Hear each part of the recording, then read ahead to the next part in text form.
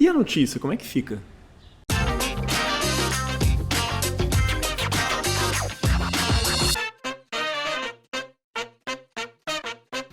Hoje a gente vai conversar aqui sobre um gênero difícil de definir a partir da sua estrutura textual, ou seja, a partir do seu tipo de texto. Afinal de contas, ele é um texto dissertativo, ou ele é um texto descritivo, ou ele é um texto narrativo. Hoje a gente vai conversar sobre notícia e também sobre o gênero reportagem.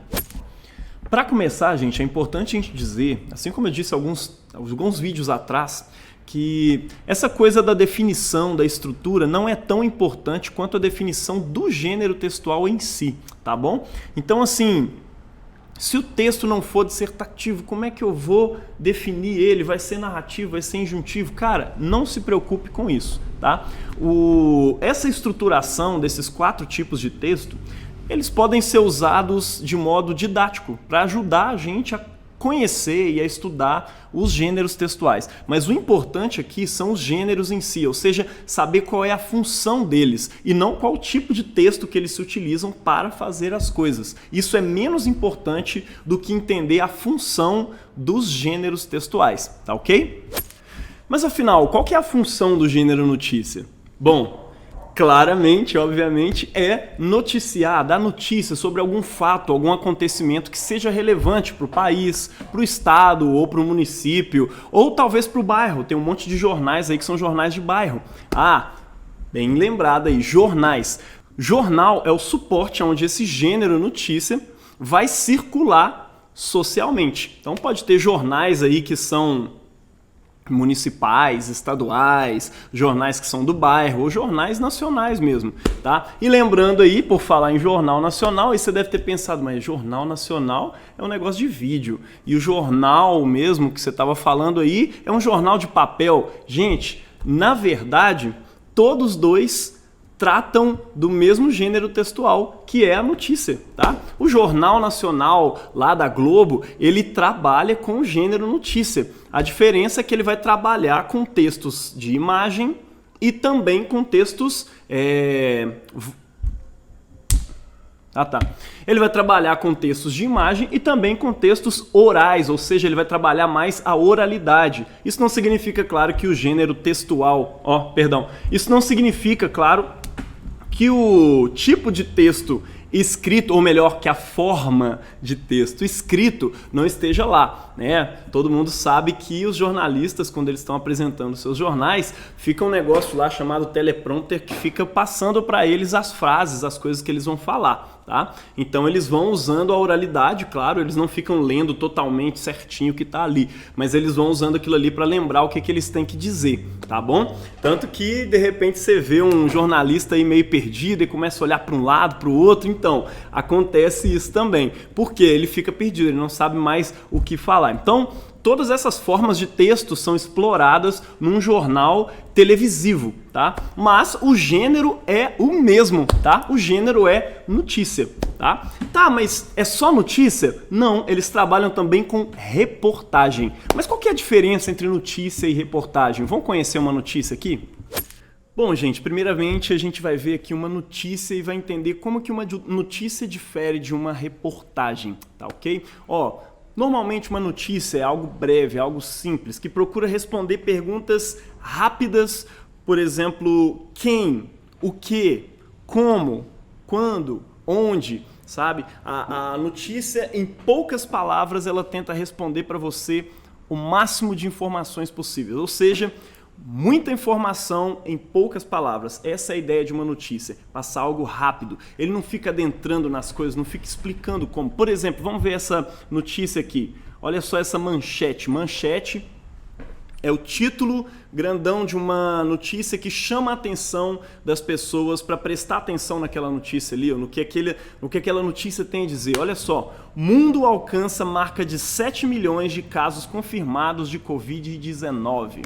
Né? E aí vem uma frasezinha que é meio que um subtítulo, ou seja, explicando mais ou menos o título. O último milhão de diagnósticos foi registrado em 8 dias, demonstrando uma aceleração da pandemia no mundo, com alto risco nas Américas. Você pode ver aí, né, que é uma notícia de âmbito internacional, ela é do R7, ou seja, um jornal que é da Record, se eu não me engano, e a notícia é de 7/6, ou seja, domingo, às 23h09. Tá? Então, beleza, qual que é o corpo dessa mensagem? Aqui ela já está te dizendo coisas, né? Mas vamos para o corpo da mensagem, olha só.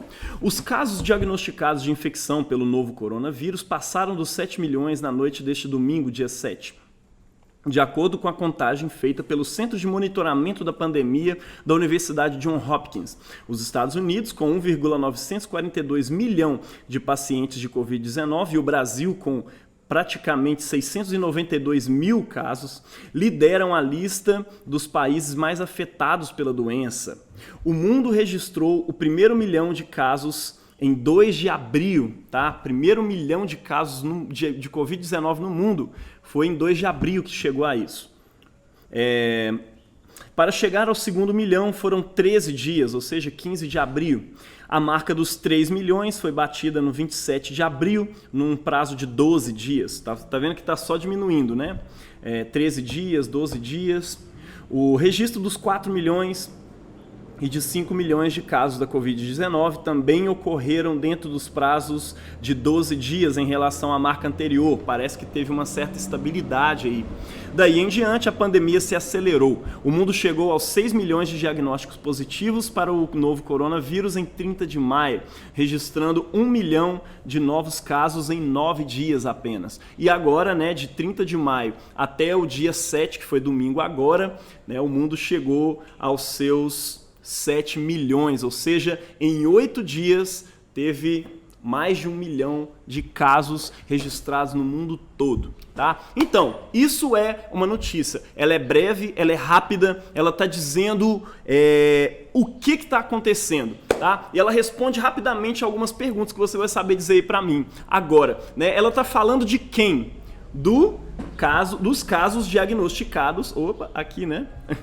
Dos casos diagnosticados de infecção pelo novo coronavírus. Sobre o quê? O que tem os casos diagnosticados do coronavírus? Ele passou da marca dos 7 milhões em apenas 8 dias, né? Onde? É no Brasil? É em Belo Horizonte? Não, é no mundo todo. Quando? No último domingo, dia 7, né? E como? Como que isso aconteceu, né? Com 1 milhão em apenas 8 dias. Esse é o como que tá sendo explicado aí. E por quê? Aqui está explicando por quê? Não. Gente, quando as notícias começam a se adentrar muito nos porquês, usando estatísticas, chamando especialistas para refletir a respeito do assunto, é quando a gente chama essa notícia de reportagem, tá? Alguns teóricos do português chamam tudo de notícia, tudo é a mesma coisa.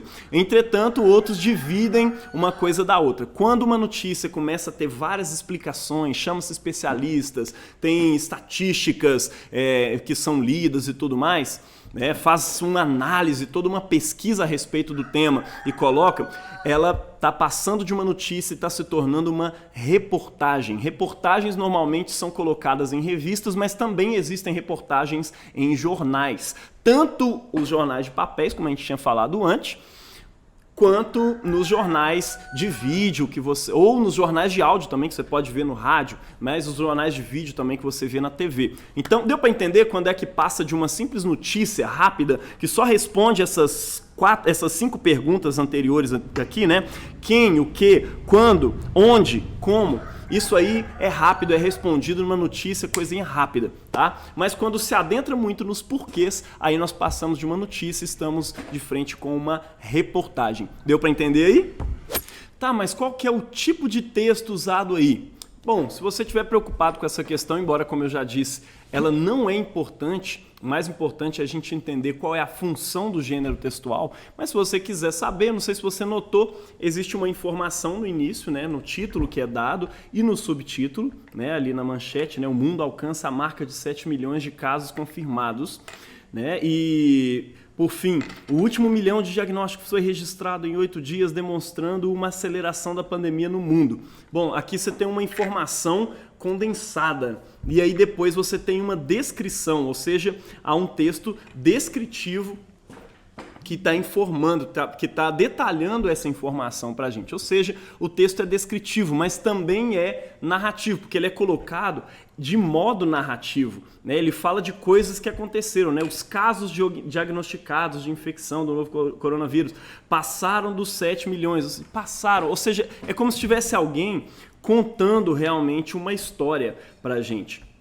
Ou seja, o tipo de texto também é narrativo. Tá vendo que não dá para atrelar ele diretamente à estrutura? Mas o mais importante aqui, gente, é a gente entender qual é a função de uma notícia, né? E toda notícia vai ter algumas características que é importante a gente gravar, é importante a gente entender. Primeiro, ela é sempre um texto de cunho informativo. Estou dando uma informação sobre o quê? Sempre sobre coisas reais que aconteceram, tá bom? Usando textos descritivos ou narrativos, né? São textos relativamente curtos, principalmente quando se trata de uma notícia, né? Quando se tratar de uma reportagem, o texto vai ser um pouquinho mais longo, como eu disse para vocês antes. Tá? Ele é veiculado em meios de comunicação, a linguagem é sempre formal, clara e objetiva, você não vai ter palavras muito difíceis, são sempre palavras que fazem parte do nosso diálogo comum, do nosso dia a dia. Tá? São textos com título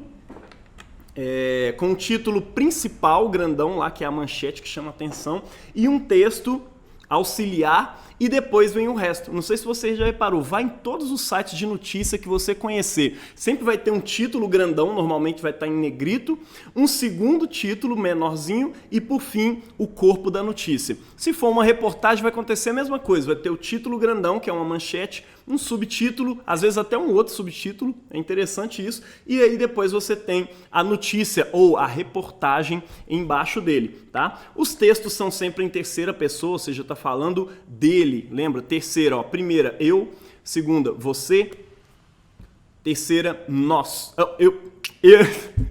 Primeira, eu, segunda, você, ou seja, tu, terceira, ele. Tá? Então é sempre a terceira pessoa, pode ser do plural, né, quando está falando de várias pessoas, ou pode ser do singular, né, falando de uma pessoa ou de uma coisa. No caso aqui a gente está falando do coronavírus, não é verdade? Ou seja, dele, o corona, aconteceu isso, isso e isso. E o discurso é indireto, ou seja, ele não fica copiando totalmente o que as pessoas falaram, né? A OMS disse isso, abre aspas e fala tudo que a OMS disse. Não, pelo contrário. A OMS disse que fará tal coisa assim, assim. Ou seja, dá uma resumida no que foi dito. Mas nos próximos vídeos a gente vai conversar um pouquinho sobre discurso direto, discurso indireto e outras coisas relacionadas à gramática da nossa língua, tá? E por fim, sempre são fatos reais, atuais e cotidianos. Ninguém vai chegar para você e falar, saiu uma notícia no jornal ontem que aconteceu uma coisa no século XIX. Não tem jeito. A notícia é sempre sobre um fato atual, tá bom? Gente, curtiram aí o vídeo? Compartilha aí com todo mundo para tornar esse conteúdo aqui relevante, tá? Compartilha com os manos, com as minas, com as monas, com todo mundo e se você tiver alguma dúvida, coloca aí no comentário que eu vou responder você, tá bom? Tchau pra você e até o próximo vídeo. É nóis. Tchau, valeu!